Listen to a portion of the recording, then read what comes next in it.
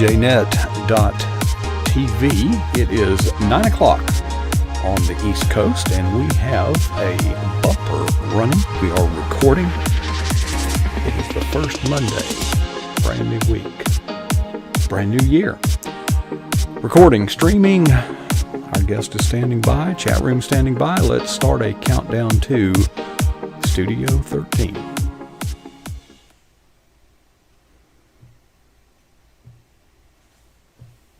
Well, good evening and welcome to pjnet.tv.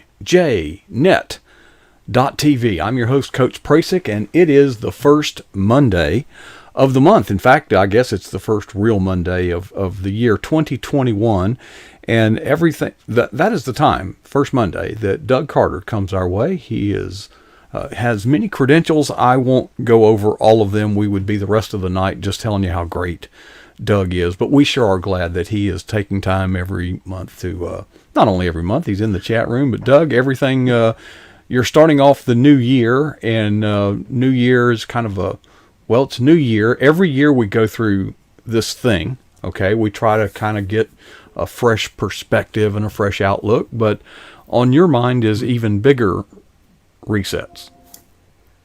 Great big resets. Great resets. A lot of great awakenings, a lot of changes are happening in the world, and just so much to say. But let me start with this. Happy New Year to everybody. I hope that you're feeling a little more restful. I hope your mind is a little more at ease. You're kind of getting used to the way things are now, but I hope you're not content. So Okay. We've got some big issues that are happening that we really need to talk about. So let me just jump right in and just say this. There is a decline in something called westlessness. And westlessness refers to, I'm going to throw out another big word here, hegemony. Hegemony is, hegemony. Mm-hmm. See, I can't even pronounce the word hegemony.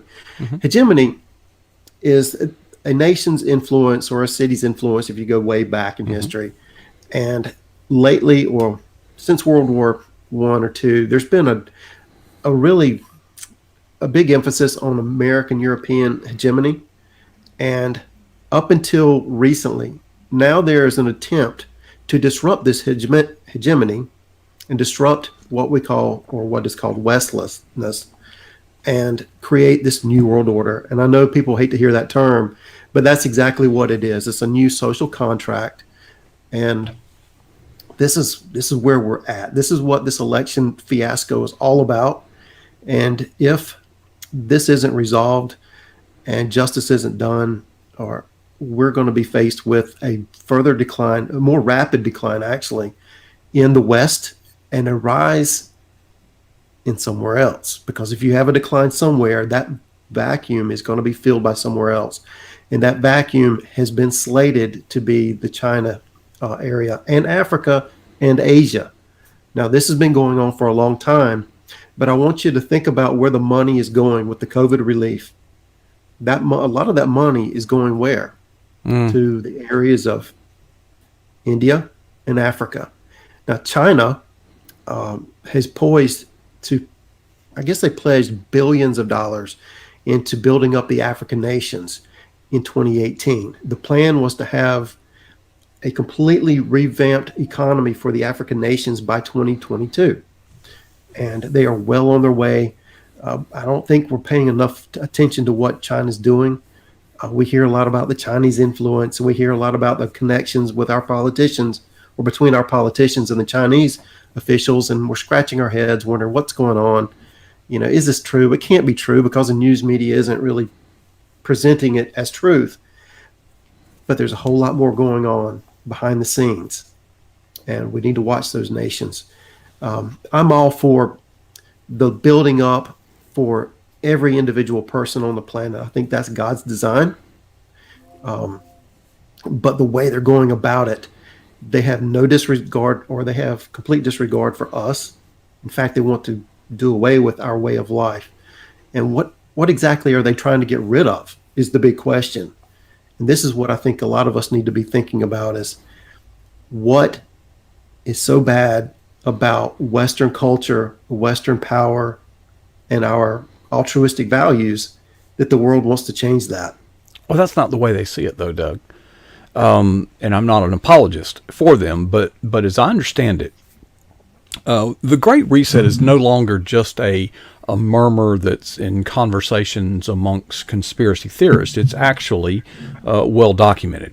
And it has gotten its roots in things like the United Nations. But here's my understanding of the what is it? Why are we doing a reset? Okay, a reset is something you do on your computer when that's the method of last resort, remedy of last resort, Control-Alt-Delete back in the old days.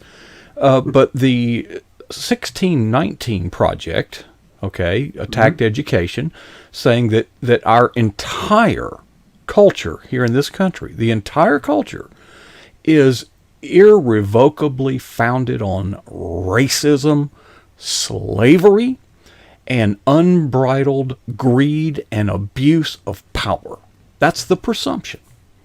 Sure. Okay. Now, and they're saying that it is so entrenched in our culture that the only possible way to, quote, fix this terrible injustice is to completely wipe out those institutions and rebuild something else. Now, first of all, it's your show.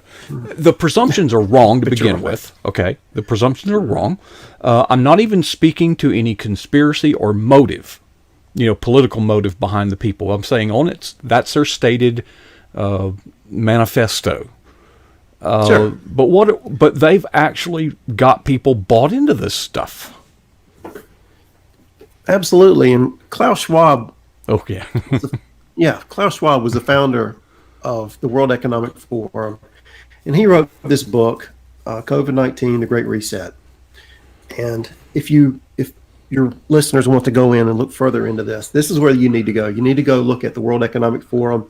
You need to look at groups like the Club of Rome, the International Monetary Fund, the Rockefeller Foundation, the Brookings Institution, and then from there, you can go a lot of different directions because you're looking at who's connected to those organizations. Go to the websites, listen to the panel discussions that they're having, look at the groups that are attaching themselves to them, and then follow those paths. That's how I do my research. That's how I've figured out so much, or everything is connected. Yep. The immigration, for instance, they want to break down the idea of culture, American culture, so you bring in all the immigrants. That's one of the things they're using it for, but another is population control. But you're seeing a very evil emergence coming with the Great Reset. And if we don't do something now, Coach, if we don't wake up and realize what's happening, Christianity is going to be outlawed, Judaism is going to be outlawed, then it's going to spring out from there because there's other faiths that rise up around the world, and they're going to attack those as well. They want absolute, complete compliance. This is cultural Marxism. You don't have to look far, okay, to find this. And I'm painting this picture like there's a little room filled with smoke and there's a few people in it, and you've mentioned some of the groups, but I'm not sure if it's that coordinated yet. But you pointed out that the recent bill that was passed, I forget the fraction, but it was disproportionately a transfer of wealth from the United States to abroad. Mm-hmm. And the citizens get $600 or whatever. $1,200. 12. Oh, okay. Yeah. Whatever but the proportions, it's a big money export. And I can remember when, Obama was criticized when he did his little world apology tour, but I think you could see the influence at that point. And they literally want to create a global community that it's all being sold under the idea, one, that we're terribly racist. Number two, that we are outstripping our resources and we've got to reduce our consumption or reduce the number of people consuming, or both. Yeah, and let's add to that.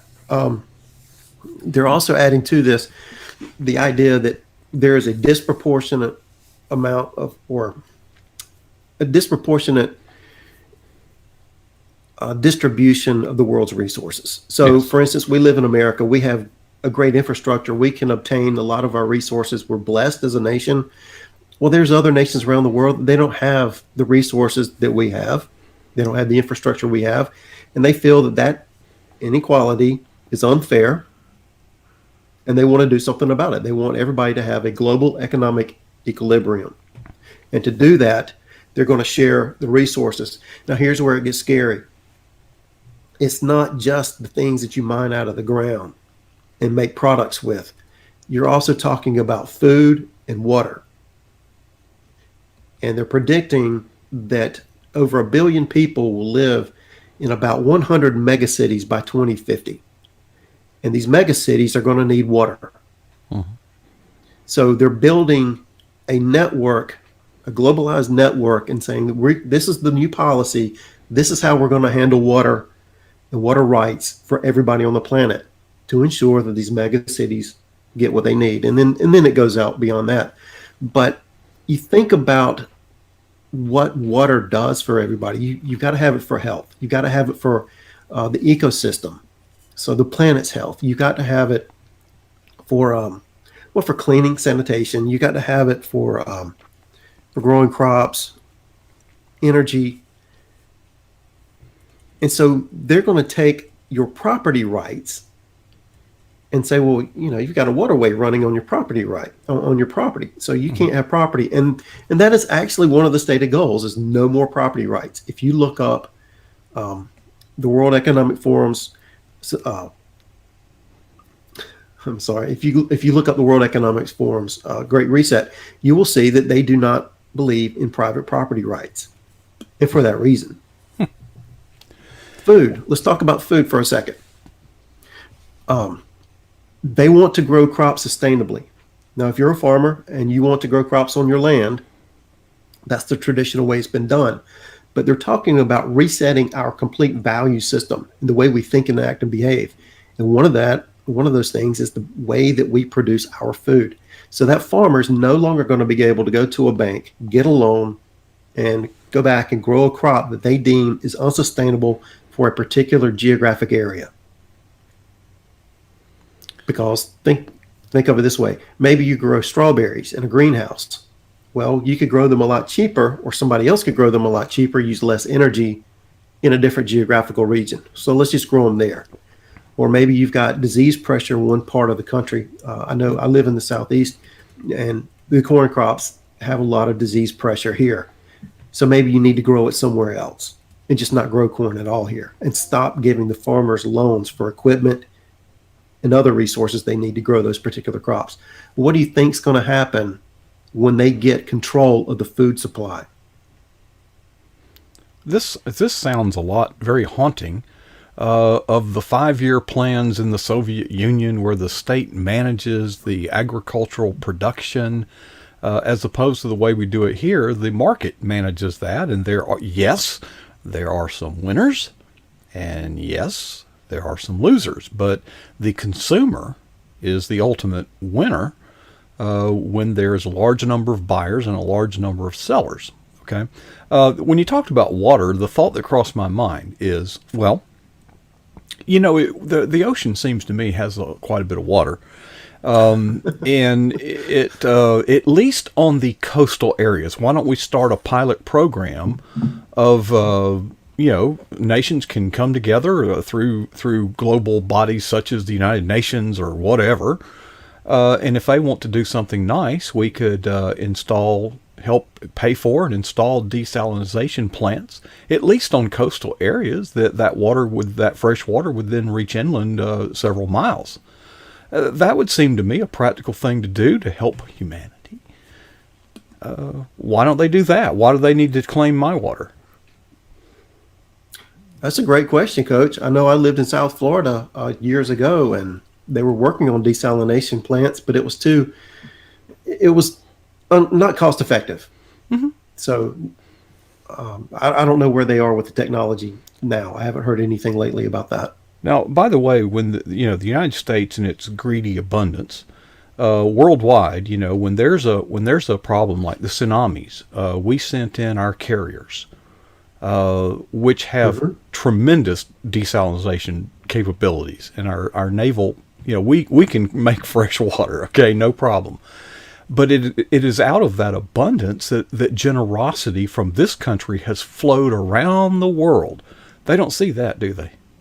No. So exactly what's so bad about American altruism? It's voluntary. No, I think this brings us to the heart of the problem. Where do we get the altruism? From the golden rule, right? Do unto others as you would have them do unto you. Where does the golden rule come from? Oh. Where does it originate? Yeah, the God is the moral authority that has built Western culture. Now, Western culture is not absent of other faith systems, but overall, you would have to say it's Judeo-Christian. Okay, well, let's say it's based upon God's design for the natural order for the world, the way the world should function. The Great Reset is an absolute rebellion against God's order.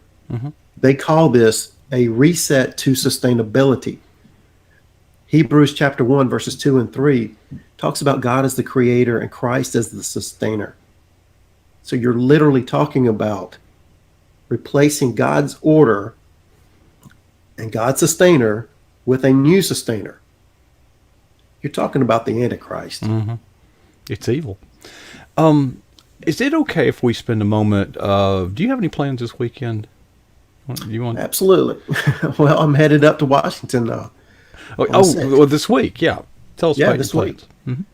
So I'm going to Washington this week. I don't know exactly what I'm going to do there. I just want to make this known. Can you still see me? Yeah. You kind of wobbled there for a minute, but you're on. I lost you. All right, so I'm going up there. I don't know exactly what I want to do. I do want to connect with other people, but the Great Reset. They came up with this name in this past year, 2020, but before that, it was called Sustainable Development, United Nations 2030 Agenda for Sustainable Development. The Great Reset simply shifts us onto the path to make us get onto the Sustainable Development Plan by 2030. They just decided to do it a little faster than 2030. Mm-hmm. Well, there was an opportunity.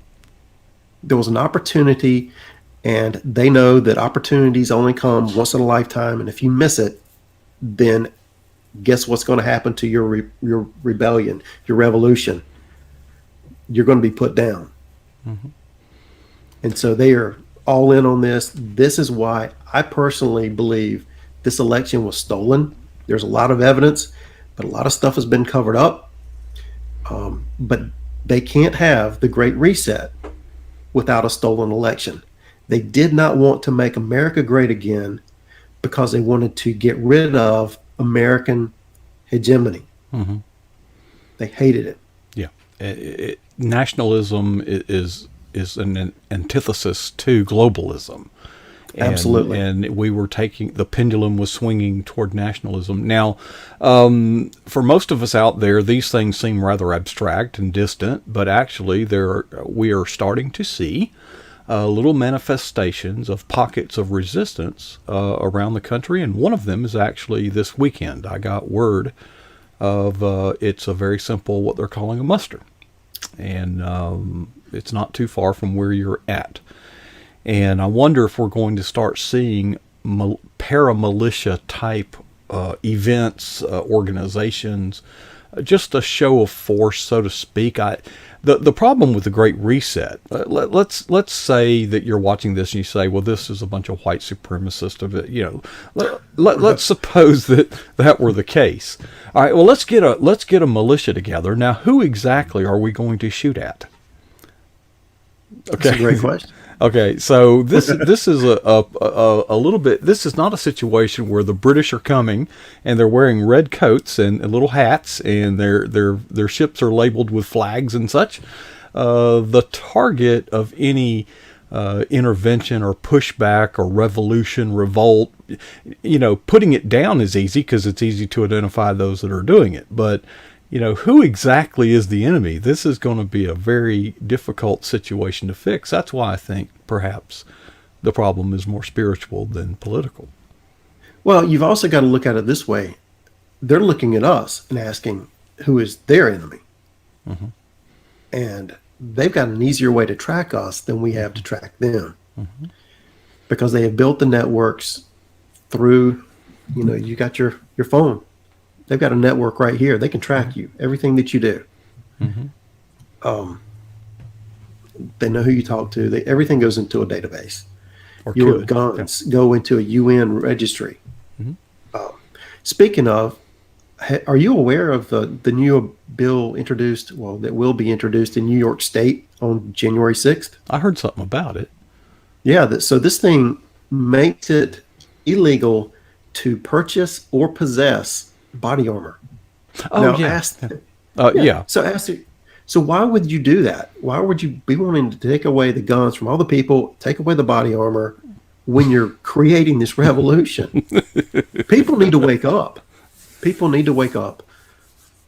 It's hard to look at that and say it looks like a duck. It's got webbed feet, feathers, quacks, swims in the water. Probably a duck.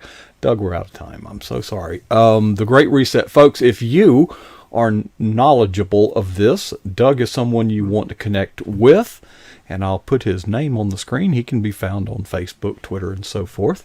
And also, if you are questioning, maybe you're wondering, what in the heck is Doug a conspiracy theorist? Well, no, I don't believe so, and I know him pretty well. He is a well-trained seminary graduate and a man who loves the Lord, and I think that I consider Doug our watchman on the wall, because the Bible says, if you are the watchman on the wall and fail to warn the people, that their blood is on your hands. Doug, thanks for being the watchman for us, brother. We'll see you about a month from now. Thank you, Coach. All righty, folks. There is, I wish we had more time, but there's the view atop. We've reinstalled some stuff that was temporarily taken down, but we have some new lighting up, and whoa, but sorry about that. I forgot to close the curtain on Doug. Folks, in just a few minutes, we'll have Casper Stockham from the great state of Colorado. He joins us every Monday night at the bottom of the hour, 9:30 p.m. Eastern. I've got a lot of work to do between now and then. What a good time it's been thus far. It's only going to get better. Hope you'll stay after Casper. I have a few words I'd like to share with you about some upcoming things. As I leave, I would like you to ask yourself 2 important questions. What's the boldest thing you've ever done for Jesus Christ? And secondly, when was that?